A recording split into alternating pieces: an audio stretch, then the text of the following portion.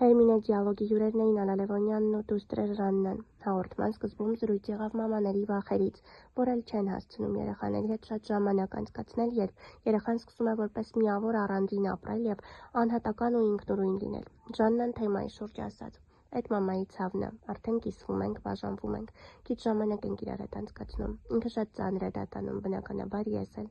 Իրականում մայրիկի մոտ դա ավելի սուր է արտահայտվում, ես իր չափ էմոցիոնալ չեմ։ Հոր և երեխաների հարաբերություններից խոսելով Ալա Լևոնյանը անկեղծացավ. Գուցե մի վայրկյան խանդում եմ, բայց հետո այնքան ուրախ եմ, որ իմ երեխաներն իրենց հոր հետ լավ ընկերներ են և Սերոն կարողանում է շփման եզրեր գտնել։ Զուգահեռ բան եղավ, ում սիրում ես չես խանդում, բայց համել ում սիրում ես խանդում ես, չնայած որ տեսանկյունից ես նայում։ Խոսք եղավ այսօրվա թրենդներից, միջամտություններից և Ալան նշեց. Վերջերս տեսա այսպիսի մի բան, Ալա Լևոնյանը վիրահատել է դեմքը, փոխվել է։ Ասեմ, որ գալիս է մի տարիք, երբ դու ուզում ես պահպանել քո տեսքը և երևալ նույնիսկ ավելի գեղեցիկ։ Ես միշտ բնակության օրինաչափության մեջ եմ համարում,